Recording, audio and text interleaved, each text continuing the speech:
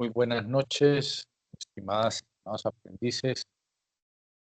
Bienvenidos a la segunda sesión en línea del curso de Atención Integral de Urgencias a Víctimas de Ataque con Agentes Químicos. Les recuerdo que yo soy José Mauricio Hernández Sarmiento, médico y antropólogo. Tengo estudios de posgrado en microbiología clínica y experiencia de trabajo en pueblos indígenas de Colombia. Seré el instructor, no soy el instructor pues, de este curso en el cual ya llevamos la segunda sesión. Este curso de atención integral a urgencias de víctimas de ataque con agente químico inició el 1 de octubre y terminará el 5 de noviembre. Sin embargo, las evidencias se van a recibir hasta las 12 de la noche del día 3 de noviembre con el fin de realizar las actividades de finalización del curso para el día 5 de noviembre. Quiero recordarles que en el SENA no se penaliza la entrega tardía de las evidencias. Ustedes pueden, si en este momento que estamos en la segunda semana, que por cierto inició desde el 8 y va hasta el 15, si ustedes sienten que en esta semana pueden ir avanzando a las siguientes evidencias de la unidad 3, lo pueden hacer. O si por el contrario tienen pendientes las evidencias de la semana 1, las pueden hacer tardíamente y enviar. Incluso pueden llegar a enviar todas las evidencias hasta antes de las 12 de la noche del día 3 de noviembre. Después de esa fecha ya no se reciben evidencias. El día 4 estaré calificando todas las evidencias que lleguen el día 3. Siempre llegan bastantes. Y el día 5 estoy reportando al SENA antes de mediodía a las personas que aprueban o desaprueban el curso. Espero que, por supuesto, todos lo aprueben en realidad. Bueno, estamos iniciando entonces la segunda semana y los resultados de aprendizaje para esta segunda semana son, primero, cumplir con el protocolo de atención de urgencias a víctimas de ataque con agente químico según los lineamientos. Vamos a repasar cuáles son esos lineamientos según el protocolo de atención que nos comparte el Ministerio de Salud. Y segundo, resultado de aprendizaje importante de esta semana, perdón, es cómo se realiza la toma de muestras con fines forenses de la víctima de ataque con agente químico, teniendo en cuenta también los protocolos establecidos. Entonces, tenemos dos cosas centrales en esta semana, que son el protocolo de atención clínica inicial y la toma o recolección de material, de elementos de material probatorio para restablecer pues, los derechos que le fueron violados a la víctima. Entonces vamos a ver cómo adelantamos estos dos temas. Entonces, ¿cuáles son las evidencias de esta semana? La primera evidencia es un cuestionario sobre los diferentes momentos de atención a víctima de ataque por agente químico. Ahora los vamos a repasar. Para desarrollar esta evidencia es importante revisar el material de formación, atención integral en salud, haciendo énfasis en la activación del sistema de emergencias, el uso de los elementos de bioseguridad por parte del auxiliador y las acciones clínicas teniendo en cuenta los diferentes momentos de atención de las víctimas. Este cuestionario pues es un cuestionario que trae la plataforma. Ustedes sencillamente ingresan a la plataforma, le dan clic al cuestionario. El cuestionario tiene dos oportunidades para diligenciarlo. Si en la primera fallan, el mismo cuestionario les va a mostrar cuáles fueron los errores cometidos y ustedes pueden corregir y presentar una segunda oportunidad. En algunos casos pasa que la ventaja para la segunda oportunidad es que la plataforma me muestra cuáles fueron los errores que yo cometí. Entonces eso permite que yo en la segunda en el segundo intento, pues me pueda ser más fácil aprobarlo. En algunas ocasiones pasa que en los dos intentos, pues las personas no lo aprueban y se vuelve un poco complejo la cosa. Ustedes me escriben, yo puedo habilitar otras dos oportunidades para presentar el cuestionario, pero la idea en realidad es que lo aprueben máximo en el segundo intento. Si ustedes leen primero los documentos de esta semana, de esta segunda semana, que tienen que ver con los elementos de material probatorio y su recolección y con el manejo clínico de los pacientes, si ustedes leen esos documentos, les será muy fácil responder este cuestionario. La segunda evidencia es interesante, en ella nos vamos a demorar más, es un estudio de caso de una situación clínica sobre ataque con agente químico. Para esta evidencia es necesario revisar el material de formación, toma de muestras con fines forenses, haciendo énfasis en la forma de recolección, embalaje, rotulado y entrega de material a la autoridad competente, así como las recomendaciones prácticas para el manejo de estos elementos de material probatorio. Una vez leído el material y el caso clínico de Rosa, se deben responder dos preguntas a saber. La primera, ¿cuáles son las acciones clínicas que se le deben realizar a Rosa en el servicio de urgencias?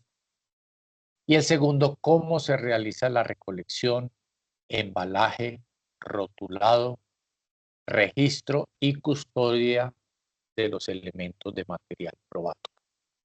Entonces, esta segunda evidencia es más grandecita que el cuestionario y está basada en un caso que vamos a revisar en este momento. Entonces, ¿dónde está el caso? Está en la guía de aprendizaje 1, exactamente en la página 6. En la página 6 dice caso Rosa y allí está en un recuadro que lo vamos a leer. Entonces el caso de Rosa dice así. Rosa es una mujer de 34 años que iba caminando por una de las calles de su municipio en compañía de su hijo de 10 años, cuando inesperadamente un sujeto desconocido le arrojó una sustancia en el rostro y cuello, teniendo también lesiones por escurrimiento en la región superior del tórax. Hubo salpicaduras de la sustancia en su camisa, por lo cual el área de la manga izquierda se encuentra mojada. Entonces Rosa, víctima de un ataque por un desconocido que le arroja una sustancia que le cae en el rostro, en el cuello, y le escurre hasta la región del tórax, hasta mojar su camisa. Inicialmente, Rosa es auxiliada por la dueña de un local comercial del sector, quien llama a la línea de emergencias y pide ayuda. Sin embargo, no inicia ninguna acción de primeros auxilios porque se encontraba muy nerviosa. Entonces, mire que hubo un primer respondiente. Rosa estaba allí en la calle, en la vía pública, y en realidad esta persona del local comercial se convierte en un primer respondiente, que no hizo nada más allá del manejo, pero sí hizo mucho porque la protegió y llamó a pedir ayuda. Y esos son dos de las primeras cosas que tenemos que aprender a hacer cuando somos primeros respondientes. Ya cuando el paciente está en el hospital hay otras cosas para hacer, pero el primer respondiente debe proteger a la víctima, retirarla de la amenaza, pedir ayuda y si es capaz y si tiene los medios, empezar con el manejo del lavado de las lesiones. Pero esta señora del local comercial, pues me parece que sí hace mucho porque la protege y llama a pedir ayuda. Transcurridos 10 minutos, llegan los paramédicos muy rápido, pues 10 minutos, ojalá siempre fuera así, pero bueno, transcurridos 10 minutos llegan los paramédicos, quienes inician los primeros auxilios, valoran también al menor que se encuentra ileso físicamente porque Rosa estaba con su hijo, pero muy afectado emocionalmente. Los paramédicos deciden trasladar a Rosa y a su hijo al hospital para la atención de urgencia. Ese es el caso, un caso muy cortico de Rosa, en el cual resaltamos que primero estaba en vía pública, Segundo, atacada por un desconocido. Tercero, la sustancia que le arrojó, que no sabemos qué fue, cae en rostro, cuello y tórax, en la camisa. Hay una prenda mojada en la camisa. Hay un primer respondiente, así lo tenemos que analizar, que es una señora de un local comercial del sector que la protege,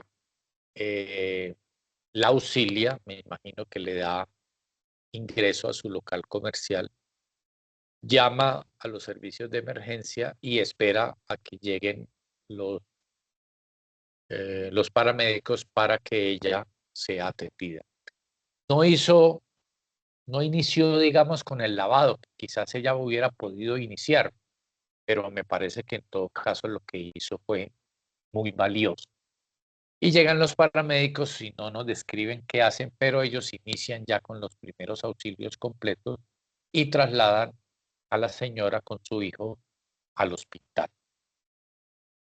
Entonces, este es el primer caso, el caso de Rosa. Entonces, ¿cuál es la primera pregunta?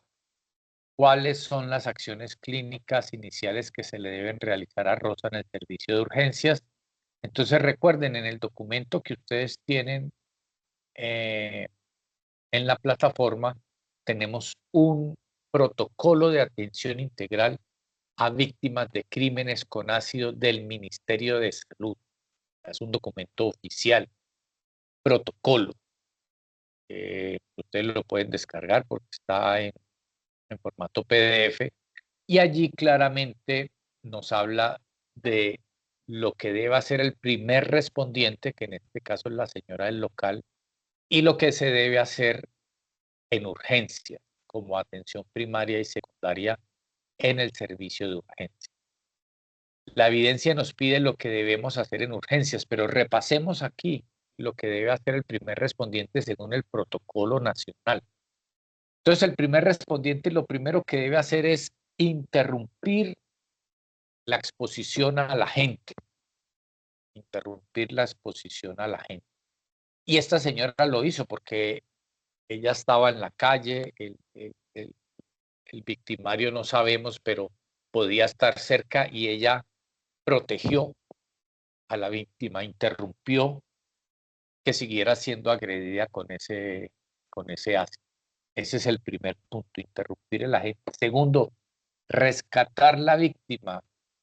Si esta señora al local comercial le abre la puerta a su local, porque pasa mucho, ¿no? Uno está por la calle, lo roban y de pronto las casas, los locales que están ahí, pues entran en pánico y muchas veces pues no lo ayudan a uno, pero por temor también, ¿no? Porque los victimarios pues pueden tomar una actividad agresiva contra ellos, ¿no? Pues es muy valiente que esta señora rescató a la víctima porque le permitió la entrada y quizás el victimario decidió irse, o sea, que hace dos cosas.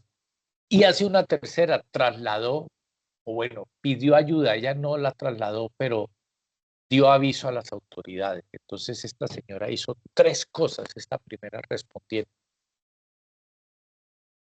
Interrumpió a la gente, rescató a la víctima y la protegió y pidió ayuda a la IPS. Ese primer respondiente fue efectivo. Si la señora se hubiera quedado afuera, si de pronto el victimario regresa o la sigue atacando, o la señora se queda afuera y se siente muy vulnerable, pues hubiera sido peor. Y afuera sería más difícil contactar, digamos, a los servicios de urgencia. Pero la señora en el local comercial llama y logra que en 10 minutos a, lleguen a atenderla. ¿Qué hubiera podido haber hecho adicional como primer respondiente? Sí, solo sí tenía los medios para hacerlo. Vuelvo a decir, sí, solo sí tenía los medios para hacerlo. ¿Y qué medios?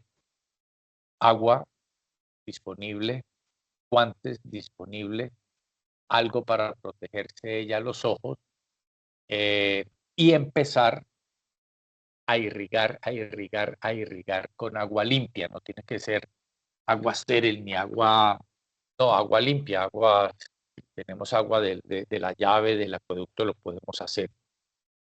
Pero ella no podía de pronto ponerse a limpiar, a retirar las prendas que están impregnadas, porque si no tenía guantes, entonces ya no vamos a tener una víctima de ataque con agente químico, sino dos, la señora que intenta hacerlo, ¿cierto? Muy bueno que lo hubiera hecho, pero si no tenía los elementos necesarios, primero, y segundo, si estaba muy nerviosa, pues le era muy difícil poderlo realizar. Entonces, esta señora del local comercial actuó como un primer respondiente, interrumpiendo a la gente, rescatando a la víctima, pidiendo ayuda para el traslado de la paciente. Le faltó porque seguramente no tenía los medios con que hacerlo, un par de guantes adecuados, porque acuérdense que los de látex probablemente no son lo mejor porque se desvanecen, pero si no hay más, pues son mucho mejor los de nitrilo, los guantes industriales. Si ella no tenía de pronto unas gafas para protegerse y no tenía acceso a agua para empezar a lavar las lesiones de la paciente, pues no lo pudo hacer. Pero hizo lo primero, hizo lo que debería ser un primer respondiente. Pero bueno, esto lo que nos pregunta la evidencia, vuelvo a decir, es lo que se debe hacer ya en el servicio de urgencia. Esto es lo que debió hacer el primer respondiente, pero nos preguntan lo que se debe hacer en el servicio de urgencia. Entonces ya en el servicio de urgencias, ¿qué se debe hacer?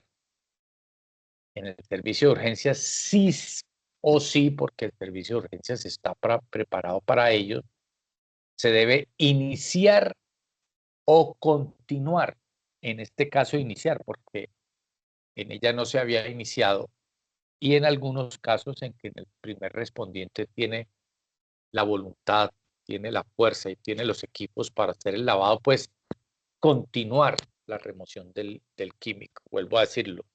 Si no lo han lavado, iniciar el lavado, y si ya lo inició el primer respondiente porque tenía todo, continuar con el lavado, que debe ser idealmente 20 minutos con agua. Si es el caso, identificar cuál es la toxicidad del químico, si tiene un papel que mide el pH, o identificar qué químico fue, si fue un ácido o un álcali. Colocar analgesia, porque la paciente o el paciente que llega quemado llega con mucho dolor. Entonces, lo primero en urgencias es iniciar o continuar el lavado, si es posible identificar el químico y colocar un analgésico. Hay que colocar un analgésico. En estos casos seguramente un analgésico potente, porque si hay una quemadura de la piel necesitaremos, por ejemplo, tramadol, no con un acetaminofén o con un ibuprofeno pasará, pero ponerle vía endovenosa tramadol o vía intramuscular tramadol o meperidina o la misma morfina para tratar el dolor y también para calmar un poquito la paciente. ¿Y qué debo yo hacer con esa paciente? ¿Qué me pide la evidencia? ¿Cuál es el manejo clínico inicial, además de iniciar o continuar el lavado, identificar la toxicidad, hacer el lavado, manejo del lavado inicial, colocar analgesia y hacer una valoración que nosotros conocemos con la mnemotecnia, la valoración del ABCDE? Muy fácil, tanto en primeros auxilios psicológicos como en la primera atención clínica de los pacientes, utilizamos esa mnemotecnia para que no se nos olvide. Hacer la atención del ABCDE. ¿Y qué quiere decir ese ABCDE? O sea, repasarlo, ustedes ya lo vieron en el documento protocolo. El A es revisar que la vía aérea esté permeable. Si, por ejemplo, le tiraron, no fue un ácido, sino le tiraron un polvo o algo y ella tiene obstrucción de la vía aérea, o la señora en un reflejo se pone una prenda de vestir, una bufanda, el saco se lo pone y se obstruye la vía aérea. Si ella tiene, por ejemplo, una prótesis dentaria y esa prótesis dentaria se desacomoda y le obstruye la vía aérea, cualquier cosa que esté obstruyendo la vía aérea la tenemos que evaluar y liberar. Y si esa paciente no está recibiendo oxígeno en ese momento por algún tipo de obstrucción de la vía aérea, tenemos que colocarle oxígeno o entubarla. Eso es lo primero de la valoración. Después de continuar o iniciar el lavado, evaluar el tipo de sustancia si nos es posible, limpiar la herida, la quemadura. Lo siguiente que debemos hacer es evaluar esa vía aérea, que es la A. Luego viene la B, que es breathing, que es realmente la respiración.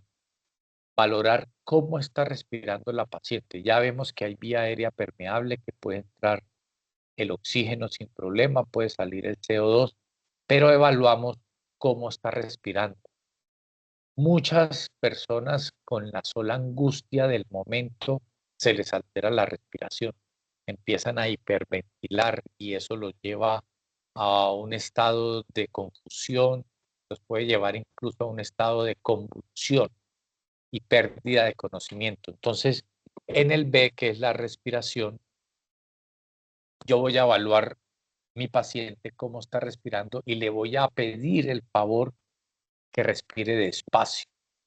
Y yo evalúo cómo está respirando, cómo se mueve su tórax, si está respirando rápido, muy despacio, y tratar de nivelar ese nivel de la respiración. Esta es la B.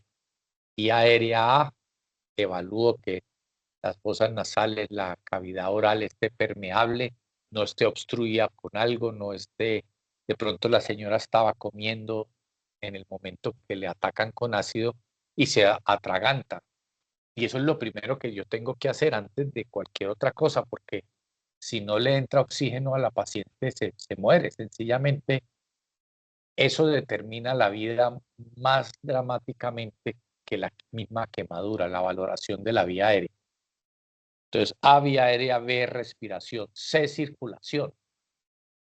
¿Qué quiere decir esa C, circulación? Es que yo voy a evaluar, aparentemente con un ataque de ácido, pues no estará alterada la circulación, pero yo voy a evaluar si de pronto esa paciente se le bajó la presión del susto, o se le subió la presión, o se alteró la frecuencia cardíaca. Y yo lo que debo hacer para controlar la circulación de la paciente, su vía sanguínea, es tener una vena permeable, canalizarla, empezar a pasar líquidos endovenosos y empezar a evaluar cómo recibe esos líquidos endovenosos y cómo los elimina. Entonces, en el punto C, evalúo yo la circulación. Luego la D, A, B, C, D. En el punto D, rara vez en este tipo de casos, pero por ejemplo en pacientes que sufren accidentes de tránsito automovilístico, sí vale mucho en el D, después de evaluar que esté respirando y que su corazón esté funcionando bien y que yo tenga una vía permeable. En la D evalúo yo el déficit neurológico. ¿Cómo está ese estado neurológico? Ese estado neurológico yo lo evalúo muy fácilmente con 3 preguntas. ¿Quién es usted? ¿Dónde estamos? ¿Qué día soy? Una persona siempre debe estar conectada y saber ubicarse en persona, saber quién es en tiempo, saber qué día soy, qué hora es, y en espacio saber dónde está. Entonces hago yo una valoración rápida del déficit neurológico, y la E, ya en la E evalúo la quemadura como tal, la exposición, qué tanto fue la quemadura, evalúo si es una quemadura de primer nivel, de segundo, de tercero, y cuál es la extensión de esa quemadura, si fue una quemadura demasiado grande, demasiado extensa, o fue una quemadura que no compromete pues mucho la piel de la paciente, bueno, en fin. Entonces, este es el protocolo prehospitalario, incluye protección de la paciente, interrupción del agente y llamado a pedir auxilio. Ese es el primer respondiente prehospitalario. La evidencia nos pide hospitalario, pero repasando aquí lo que le pasó a Rosa y lo que hizo la señora del local, hizo una buena atención prehospitalaria, protegió a la paciente, la rescató, llamó a pedir auxilio para el traslado de la paciente.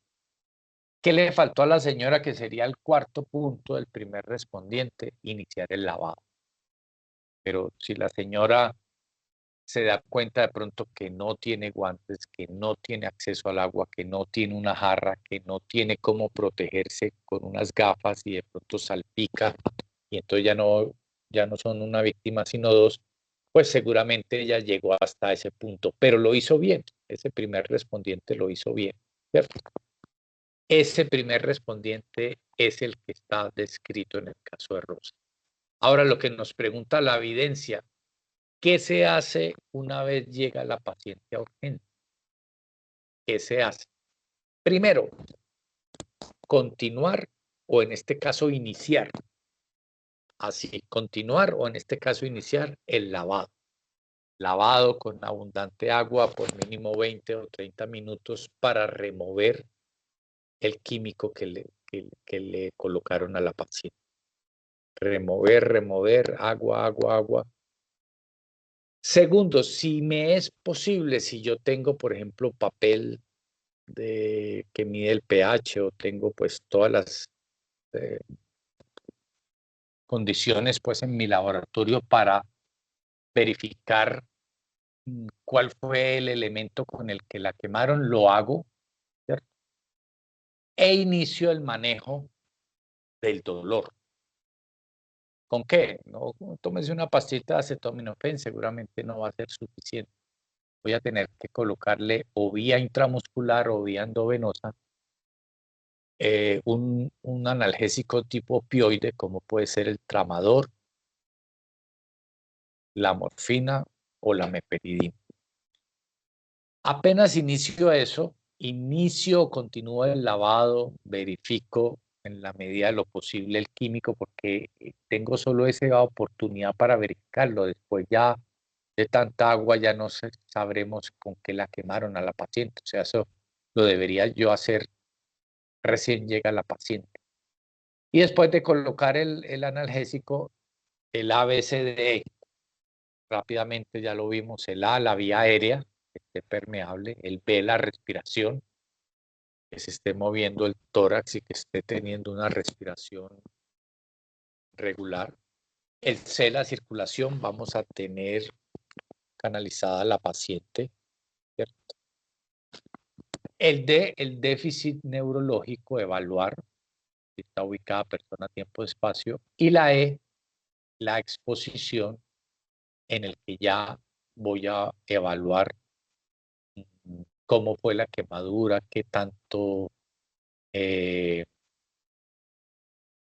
fue de la piel que se quemó, qué grado de quemadura es, si es primero, segundo, tercer grado.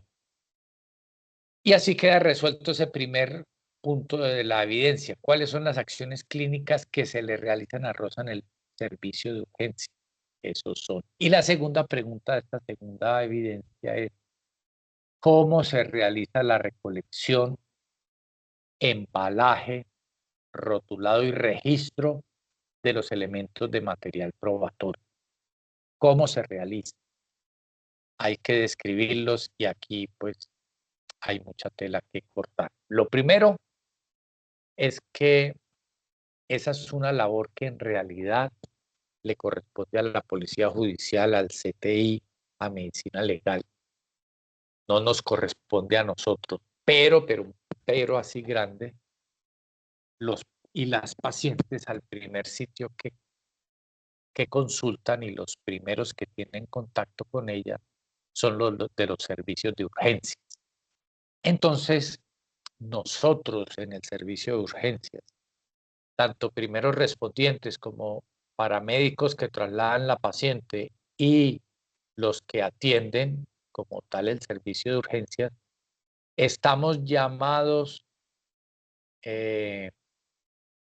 para ayudar a esta paciente para recolectar esos elementos de material probatorio y servir de puente con las autoridades judiciales que los van a recolectar, los van a analizar y van a permitir que la justicia restablezca los derechos que le fueron violados a la vida.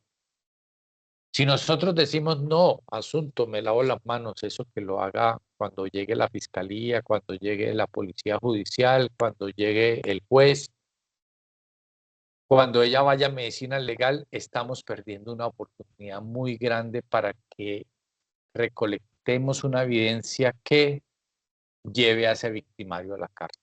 Entonces, es una tarea que aunque nosotros no estudiamos para manejarla, tenemos que prepararnos para hacerla y tenemos que ayudar en la recolección de esos materiales.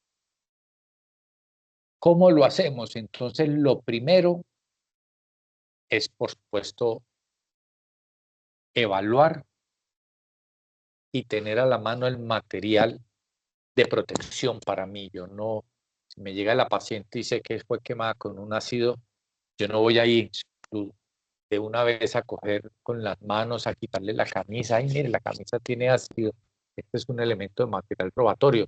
De pronto la señora le mandó la mano y le cogió las gafas al agresor y las gafas también es un material probatorio. De pronto el señor tiró la jeringa y se le cayó y salió corriendo. La jeringa es material probatorio, ¿cierto? Muchas cosas pueden llegar a ser material probatorio. De pronto la señora le tiró la mano y le arrancó un collar que tenía el agresor o se quedó con un buzo que tenía, es otra prenda más y esa prenda también pudo impregnarse de ácido. En fin, pueden haber diferentes prendas que resultan con una validez importante como elementos de material probatorio. Aquí en lo que nos cuenta la historia, el caso, claramente la blusa quedó impregnada con el ácido y la blusa se convierte en un elemento de material probatorio. Entonces, lo primero que yo debo hacer cuando yo digo, listo, es una víctima de ataque con agente químico, yo voy a cumplir esa función, estoy llamado a hacerlo mientras las instituciones de justicia se hacen presentes, es que yo tenga el material de protección básica, los guantes de nitrilo o industriales, que son más gruesos, o guantes de látex, pero los guantes de látex ante casi muchos químicos se van a deshacer. El de nitrilo resiste mucho más. Mis gafas, mi bata, ¿sí? Completa, y de pronto también un tapabocas. Yo debo tener todos los elementos de bioseguridad y protección. Eso es lo primero. Segundo, entonces yo evalúo, yo aquí miro a Rosa y me doy cuenta, bueno, ¿qué tiene? De pronto, tiene en la mano el frasco, tiene unas gafas que las está triturando en la mano, no sé. O yo observo, después de ponerme el material de bioseguridad para protegerme, observo la camisa mojada. Entonces, tengo un elemento material probatorio. Esto es previo a la recolección, la verificación de material de bioseguridad, la observación es previo a la recolección. Entonces yo me doy cuenta que sí va a haber material probatorio. Entonces, una vez identifico que sí tengo material para recolectarle a los colegas de los servicios de justicia y de policía judicial y demás, preparo el material que voy a necesitar. Entonces voy a traer hojas para marcar, bolsas plásticas y bolsas de papel. Bolsas plásticas y bolsas de papel. Hojas, muy importante que sean completamente blancas. Yo no puedo, que en mi hospital siempre usamos hojas de reciclaje. No, porque usted de pronto va a escribir y luego eso en medio del ajetreo en los anaqueles de la justicia, en los corredores y en los consultorios jurídicos que hay en los palacios de justicia, el papel se voltea y todo y aparece una historia clínica de un paciente y por otro lado dice prenda de otro paciente y se vuelve una confusión total, ¿no? Cuando yo decido recolectar un material probatorio para los servicios de justicia, debo utilizar hojas completamente en blanco. Parece sencillo, parece tonto quizás esta recomendación, pero deben ser hojas completamente en blanco que no tengan ninguna inscripción. Entonces yo recojo y alisto bolsas plásticas, bolsas de papel, lapiceros y hojas en blanco. En las hojas en blanco yo voy a marcar y voy a poner un rótulo. Entonces, paciente Rosa, buen día. El caso de Rosa. Rosa, buen día, poner, no sé, la fecha, la cédula, y yo dejo marcado y rotulado lo que voy a guardar. Y luego puedo colocar muestra 1 camisa. Si de pronto tengo 2, muestra 1 bufanda, muestra 2 camisa. Pero ese diligenciamiento en una hoja en blanco debe quedar muy claro para cuando lleguen, porque además yo los recolecto, pero quien los procesa van a ser otros. Y si la información no quedó clara, no hice realmente bien la misión. Tengo que hacerlo lo más claro posible. Entonces, yo preparo todo el material, empiezo a marcar, empiezo a rotular y a marcar cada prenda, ¿cierto? Las prendas de vestir se deben meter primero en bolsa de papel y luego en una bolsa plástica. No se deben meter prendas ni objetos directamente en bolsas de plástico porque en esas bolsas de plástico se puede sudar y esa, digamos, sí, esa agua que se produce, esas goticas de agua que quedan en la bolsa de plástico, pueden dañar el elemento de material probatorio. Se debe tener especial interés en separar prendas, si hay prendas de la víctima y del victimario. Como le digo, si Rosa lanzó la mano y ¡guau!, le arrancó un botón, un pedazo de camisa, o se trajo el buzo, la bufanda del agresor, y también está la camisa de doña Rosa, pues hay que rotularlas aparte y ponerlas, por supuesto, completamente aparte. Siempre yo debo manipular ese material con guantes, porque las autoridades judiciales van a buscar huellas en ese material. Entonces van a decir, ¿cómo así? Venga, estas huellas, venga, busquemos estas huellas, a ver, ¿cómo así? Eran del médico de urgencias, ¿cómo así? No, yo no puedo dejar mis huellas, ni las huellas de la enfermera, impregnadas ahí en ese elemento de material probatorio. Debo tener siempre guantes cuando lo estoy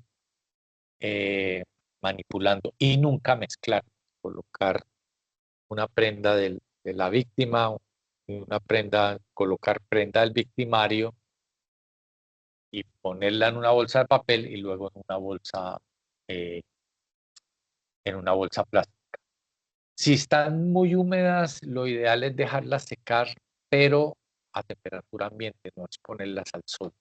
En este caso, doña Rosa tiene su camisa húmeda, se la vamos a retirar con toda la precaución, teniendo guantes, protegiéndome de no quemarme yo y retirándola y poniendo la parte, pero poniéndola a secar, protegiéndola del sol y el agua. Luego la envuelvo en una bolsa de papel y luego la llevo a una bolsa plástica y la rotulo. el rotulado es supremamente importante. ¿Y qué característica debe tener la hoja del rotulado? Que debe ser una hoja completamente limpia, donde solo quede escrito lo que yo voy a consignar en esa hoja. Paciente tal, porque si es una hoja de reciclaje donde ya hay otras cosas escritas, se puede generar una grandísima confusión más adelante. Tener cuidado, sí, con las huellas, no dejar ni huellas para nada. Y entregar el material cuando llegue el personal de justicia. Esos son los cuidados pues, básicos que hay que tener. Repasémoslos rápidamente. Saber que no es mi función inicial, pero yo voy a colaborar y ya entendemos por qué. Eso pues queda implícito pues en mi labor como trabajador de la salud. Pero ¿cómo empiezo esa recolección de material probatorio? Primero, alistando todo el material de bioseguridad, protegiéndome yo mismo. Segundo, haciendo una observación del material.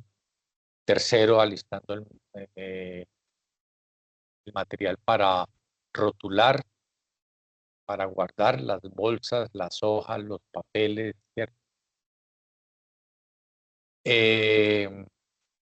Colocar las cosas húmedas a secar, y si todavía quedan húmedas y ya las debo guardar, guardarlas en papel y luego en bolsa. No mezclar prendas de víctima y de victimario. Por ningún motivo manipular ese material sin guantes que puedan dejar huellas mías en ese material. Y tenerlo guardado en una cadena de custodia para entregártelo a la justicia. Sí, porque también yo no puedo decir, no, déjenlo por ahí. Debo tenerlo en un lugar seguro, porque esos elementos de material probatorio deberían estar muy bien custodiados, porque pueden ser manipulados.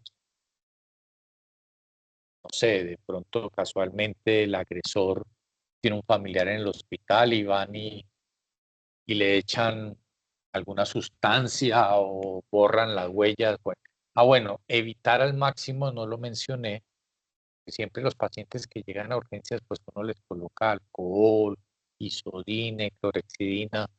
Evitar que esas prendas que yo voy a, unas gafas, por ejemplo, si a mí me tagan con agente químico en las gafas, se vuelven un elemento material probatorio, quedan impregnadas y ahí se puede identificar la sustancia que usaron y yo puedo hacer un seguimiento de esa sustancia, identificar quién la usó, dónde la consiguieron, por qué la usaron, ¿cierto? Yo puedo hacer un seguimiento, ya tenemos mucha tecnología, pero necesitamos la prueba. Mucha tecnología, pero si no hay ninguna prueba o todas las pruebas ya quedaron con las huellas de toda urgencia, todas las prendas quedaron impregnadas de isodine, de clorexidina, de alcohol, pues ya las perdí. Pero si yo protejo y organizo esas prendas, van a ser indispensables para poder hacer justicia y restablecer los derechos de ese paciente. Bueno, esas son como las recomendaciones para el manejo de ese material, y eso es lo que nos pide la evidencia. ¿Cómo se realiza la recolección? Se realiza desde la bioseguridad, se realiza con material de impresión completamente en blanco para hacer un rotulado, para hacer un registro y para guardarlos en cadena de custodia. O sea, mientras llega la Fiscalía de Medicina Legal o el juez o la Policía Judicial, yo los tengo, yo me hago cargo, yo no es que los guardo por allá, no, llévelos para la farmacia, déjelos en la sala de partos, no. Yo tengo esa custodia hasta que lo entrego a la persona indicada. Esa entonces es la segunda evidencia, mis estimados aprendices, la evidencia Rosa. Recuerden, primero es el cuestionario y el segundo la evidencia. El caso de Rosa, en el que el primer punto es el manejo clínico y en el segundo punto el manejo de los elementos de material probatorio. Bien, esas son las dos evidencias. Últimos conceptos para recordar de esta semana. La atención a una víctima de agresión por agente químico incluye, además de salvarle su vida, lograr la mejor recuperación posible de las funciones físicas y mentales, así como su reincorporación a la vida social.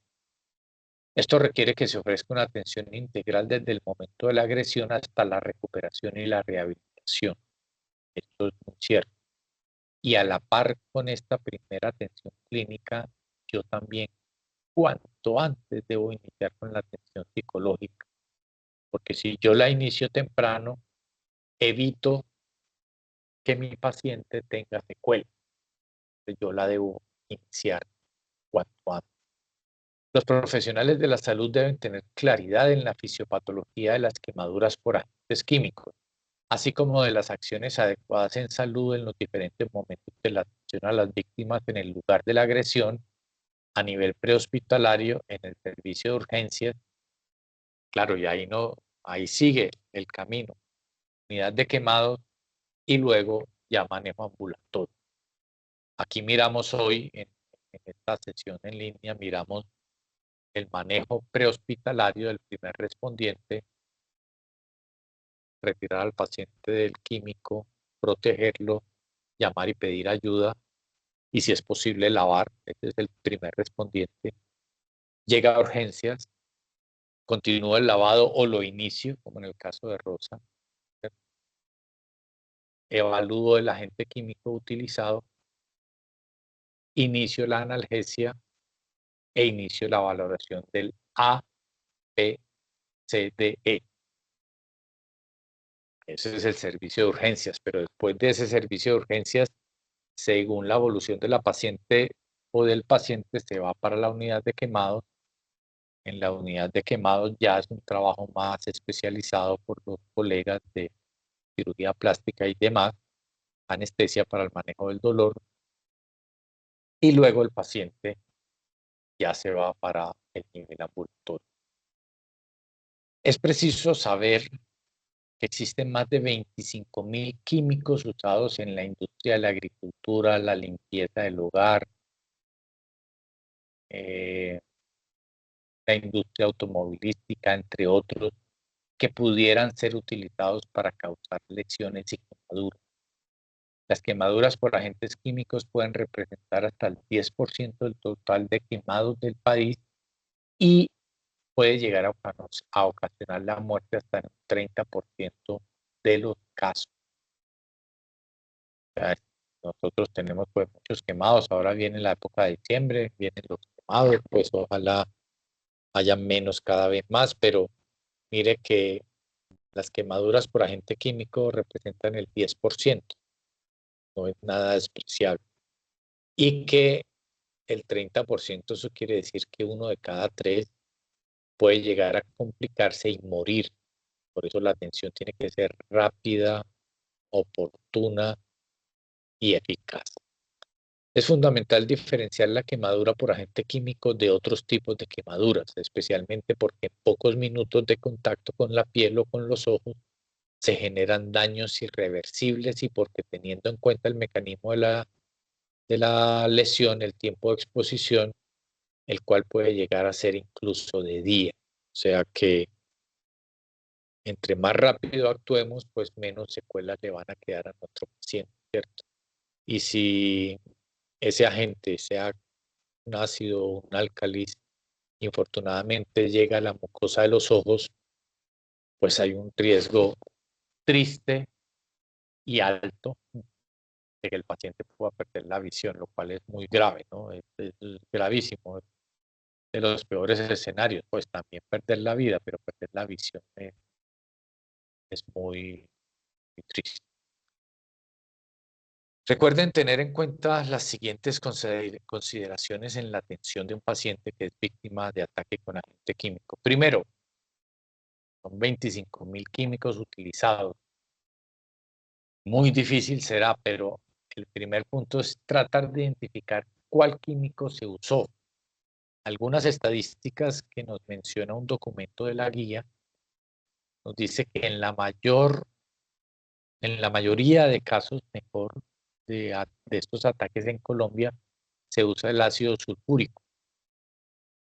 Y la razón por la que se utiliza ese ácido es porque es un ácido al cual se tiene mucho acceso, porque es el ácido que se encuentra en las baterías de carros y motos. Entonces cualquiera abre una batería de estas usada o tiene acceso a ella y saca el ácido y con eso sabe que va y hace un daño. Entonces, son muchas las sustancias que podrían usar, muchas sustancias que se utilizan como químicos de aseo también, son terribles, cloro, bueno, pero se ha visto que en Colombia se usa mucho el ácido sulfúrico. Segundo, en la medida de lo posible, iniciar los primeros auxilios desde el momento de la agresión. Y esos primeros auxilios incluyen, bueno, lo que hizo esta señora de la tienda que protegió a doña Rosa, llamó y pidió ayuda y la entregó a los paramédicos muy rápido, pero le quedó faltando el lavado. Pero también tenemos que reconocer que la gente dice, yo no me voy a meter a hacer un lavado si no tengo lo mínimo necesario. A toda costa debo evitar tener 2 heridos por el agente químico. Ah, no, yo me puse a quitarle la camisa, a retirarle eso, a lavarle y me quemé las manos. Entonces ya son 2 quemados.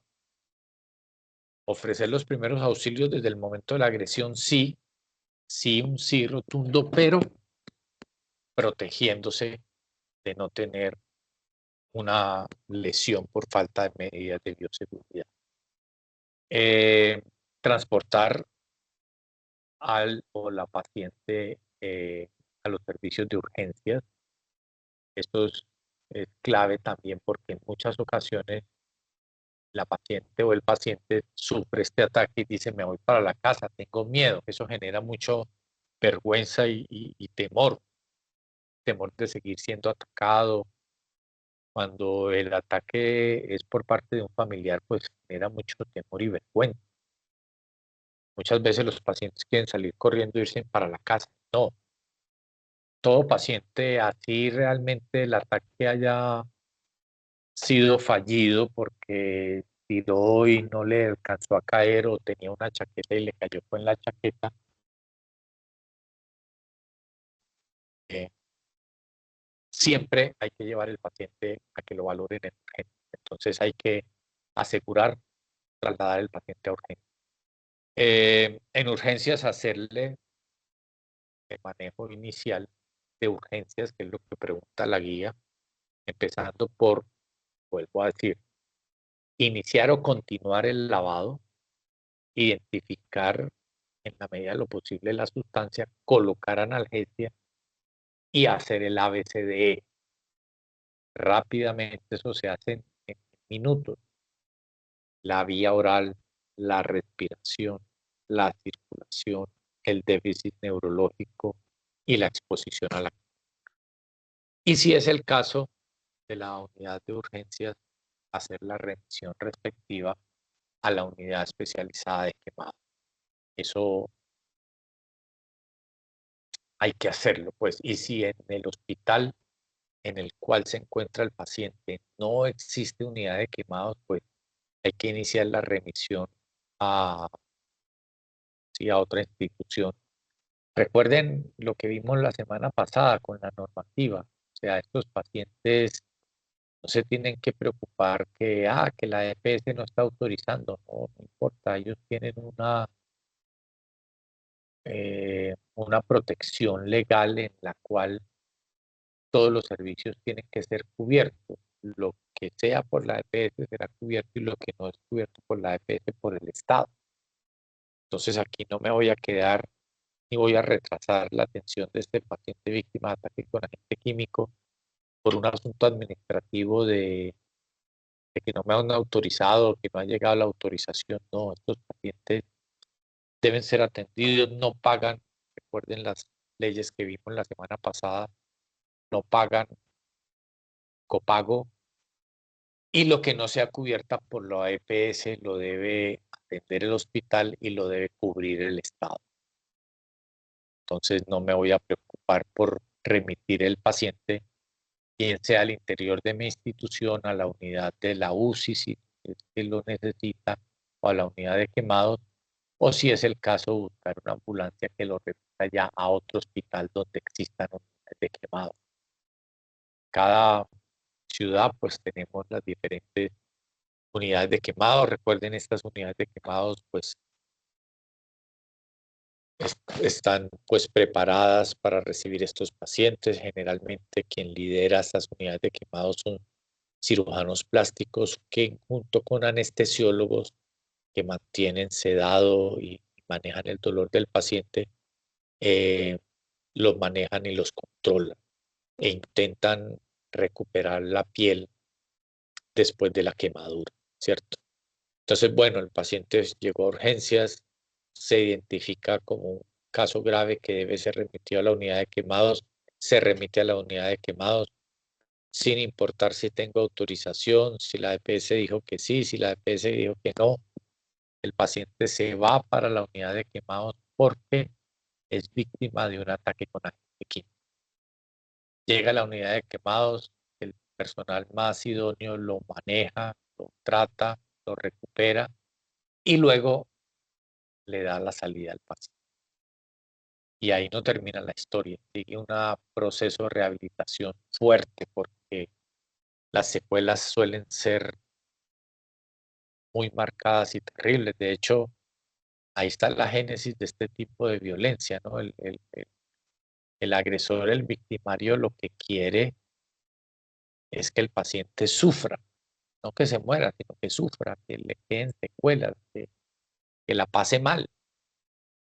Entonces, bueno, el paciente se recuperó, recuperó de la infección que le produjeron las quemaduras, se recuperó del dolor, ya no tiene dolor, se hizo un injerto de piel, pero va a necesitar una rehabilitación. Y recuerden también que hay una normatividad de que estos pacientes víctimas de ataque con agente químico también son protegidos para que no vayan a perder su trabajo, porque imagínense estos pacientes, una quemadura en cara, en piel, con una deformidad, son pacientes que van a requerir no una ni dos, tres, cinco cirugías reconstructivas, cirugías que son caras, complejas, cirugías que seguramente mientras se realizan el paciente no puede volver al trabajo. Entonces pasarán semanas o meses incapacitados hasta que finalmente pueden recuperarse y volver a su trabajo y no olvidar que pues hay una normativa que dice no, los pacientes no, no pueden ser expulsados de su trabajo si fueron víctimas de un ataque con agente químico. Entonces, la atención es total desde la prehospitalaria, la hospitalaria en urgencias, la atención en el centro especializado de quemados y la rehabilitación del paciente que se realiza ya en la casa. Recuerden, mis estimadas aprendices, que pues idealmente espero se conecten la semana próxima a la sesión. La tercera sesión será el día 20 a las 7:30 también, para mirar la tercera unidad en la cual vamos a repasar los primeros auxilios psicológicos.